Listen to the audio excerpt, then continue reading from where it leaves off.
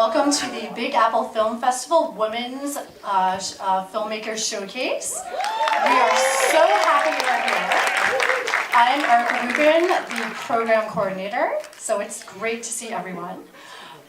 Before we begin our screenings, I'd like to introduce the great filmmaker and professor of film at Columbia and Yale, Sandra Luckow.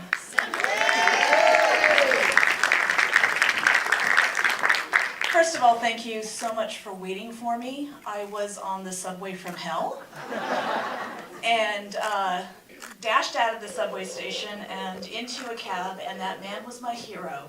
We came down the West Side Highway at about 310 miles an hour. So, good evening, everyone. Good evening. I am really honored that I was asked by the Big Apple Film Festival to make the opening remarks for the Women's Filmmaker Showcase that is part of their during the year regular series. You have to understand that I spend almost every waking hour thinking about films, watching films, making films, and then teaching films and film production at 2 Ivy League universities. For me, the movies and the making of them challenge and forge our priorities and bring forth our voices. So, because it does that, and because I spend so much time thinking about that, I'm going to jump right in there with both feet, and let's get right to what's actually really I've been thinking about and what's been on my mind.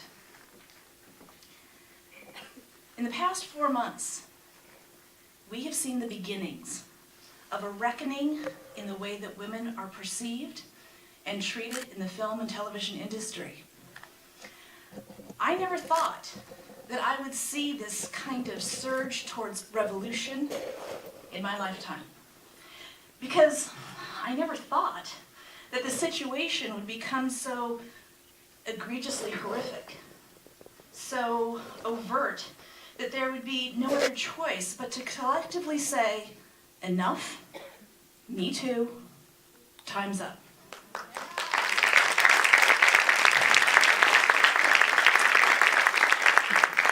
Collectivity, though, here is the key.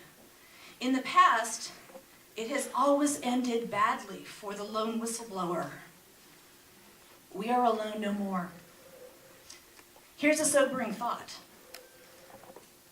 It had to get this bad, this humiliating, this public, this critical. The most dramatic moment of a traditional 3-act structure, the climax, before any resolution could be sought or believed. As difficult as it is to say this, and I don't think that we would be at this moment in time if Hillary Clinton had taken the White House. I believe that we would be too busy celebrating the symbolic victory of a solitary woman in the fight to have, and our fight would be to focus on the inequalities in perception of her lone ability, and for what it would mean for her to be powerful and only her in the office of the president. Of course, there's a whole host of other issues for all human beings that would not be keeping us up at night if we didn't have this particular administration, but this is where we're at. Thinking about that, I am so cautiously optimistic. Cautious because revolutions are dangerous, and often they need to be as extreme as the extreme ills that they are trying to overthrow. The pendulum that had swung so far to one side must swing to the equal opposite before coming to rest in the balanced middle. This can be dangerous. So often history has shown that the oppressed become the oppressor, and the fight for equality begins again. And I want us to be better than that. We must remember that Women do represent the largest oppressed group in this fight against the abuse of power and inequality in film and television. And right now I'm only speaking about the film and television industry, even as this movement extends to other industries, as it should. And men do represent the largest oppressors in film and TV. But neither group in this category should be perceived as exclusive. There are good men fighting side by side with women for equality and towards the end of the abuse of power in the workplace. And I'll be honest with you, some of the greatest abuses of power that I have experienced in my professional life have come from women. And then, of course, there is the whole group, we have a whole group of varied human beings that don't even identify on the binary construct. They also deserve equality in an environment free of abuse. This should not be seen as a case of us and them. It's just us against oppression and abuse. All of us need to revolt against equality and abuse of power. And it's not even really about sex, rather than it is about sex being used as a tool in the abuse of power. How do we move forward once these inequalities and abuses have been identified?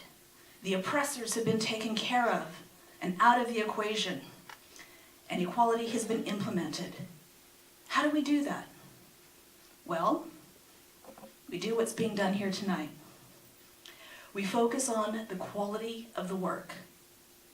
And we do that, and if we can do that, then we can begin to celebrate the individuality and the differences among us. And we should celebrate those differences, not to divide us, but rather because it gives us a richer understanding of who we are in the world. I look forward to, and I long for, the time, which I think is coming, that the only reason to have a woman's filmmaker showcase is to examine the concerns, aesthetics, commonalities, and differences in the themes and the choices of material because it was made by a woman and not because it is a gesture to balance the equation or that there are no other venues to which exhibit this work made by women.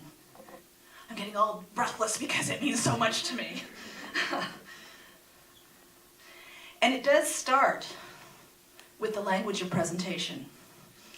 I love that the Big Apple Film Festival, as part of their regular, meaning normal, series, calls this weekend Women's Filmmaker Series. Women are the noun, not the adjective. The possessive S makes the Filmmaker Series theirs. It doesn't describe what kind of filmmakers they are. And from the program, they, like their films, are very diverse. So many times, in the most recent times, when it comes to filmmakers, we go back to the days of lady doctors or lady lawyers with the term female filmmaker that inaccurately modifies the kind of filmmaker we are as opposed to who we are. Now when we hear the antiquated term lady doctor, we assume that that doctor, male or female, is an OBGYN. I have been labeled myself a female filmmaker. First of all, the facts of that moniker are true. It's also true that we need some sort of specific identification when opportunities are presented to rectify underrepresentation. But it doesn't modify the kind of filmmaker I am, as the language suggests. One of the reasons that I love teaching film and film production is because I get to see who my students are. Not only what they think, but what they care about and why. It's virtually impossible for them to make even a short 5-minute film even if it's a fantastical story that seemingly has nothing to do with them, without it revealing something utterly profound about who that person is and what they value. And I will say that I began teaching production, when I began teaching production almost 2 decades ago, being a woman did not garner me a lot of respect. When it came to practical considerations, something as simple as how to set up and balance a tripod with a fluid head, both men and women listened more intently and seriously to my male assistant, who had much less experience and knowledge. But it's gotten better.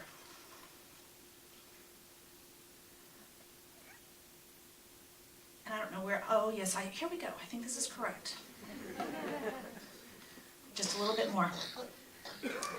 I think that the Big Apple Film Festival I think that the Big Apple Film Festival called and asked me to open up the Women's Filmmaker Showcase to introduce tonight's film, in part because I had shown my feature-length documentary, That Way Madness Lies, here at their festival several months ago, and they could really see that I had a point of view and was willing to put that point of view out there.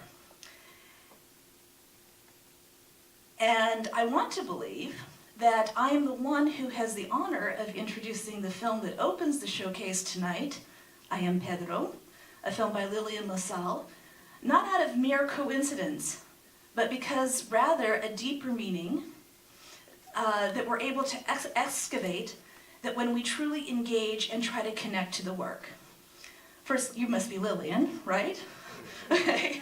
Firstly, Lillian, thank you for making such a wonderful film about a wonderful man.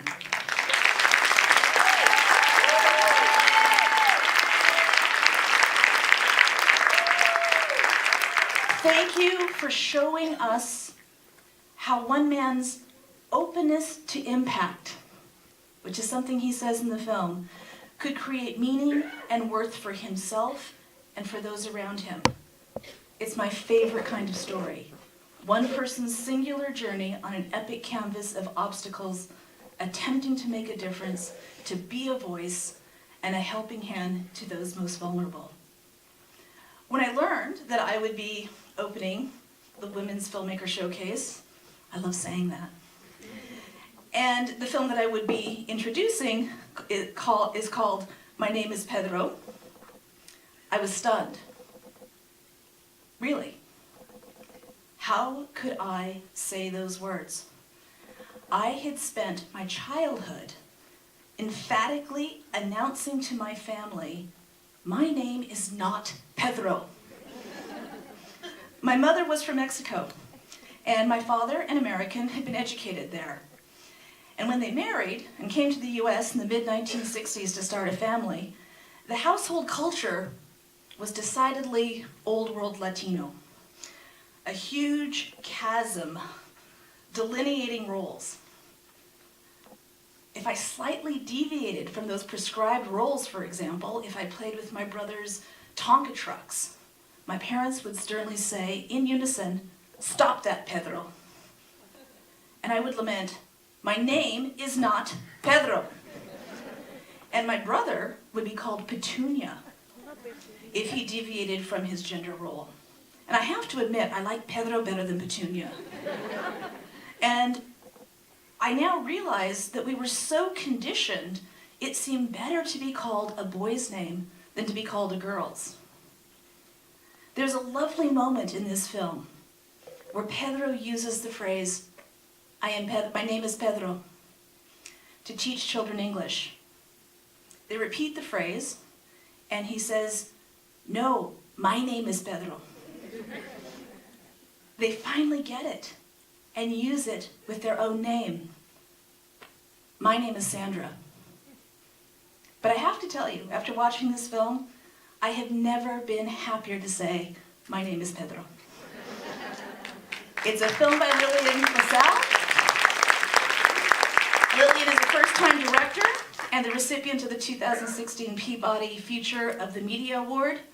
She's produced films that have been premiered at Sundance and won Independent Spirit Awards, and that is only some of her most recent accomplishments, besides making this heartfelt film. Let's please welcome her to introduce her film.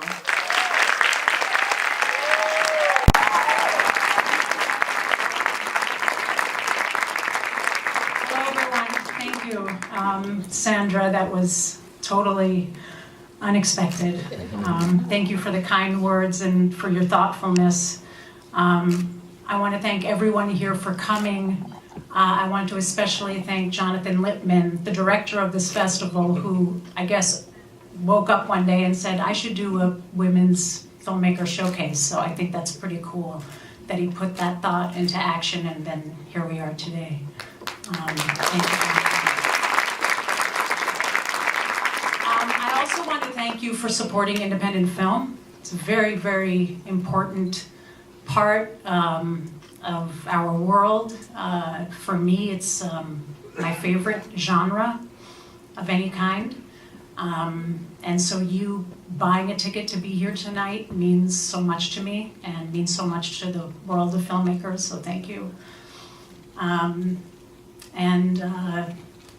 guess the last thing I want to say, I was told to keep this short. The last thing I want to say is that the fact that you said, Sandra, that when you were a child, you would say, my name is not Pedro. And the coincidence behind that surprises me not at all, because everything about the making of this film, which only took 7 years, was one coincidence after another. And it really just makes a lot of sense to me that you're the one to introduce the film tonight. And I hope after you see the film, you'll see what I mean. We'll see you after for a panel and Q&A. Thank you.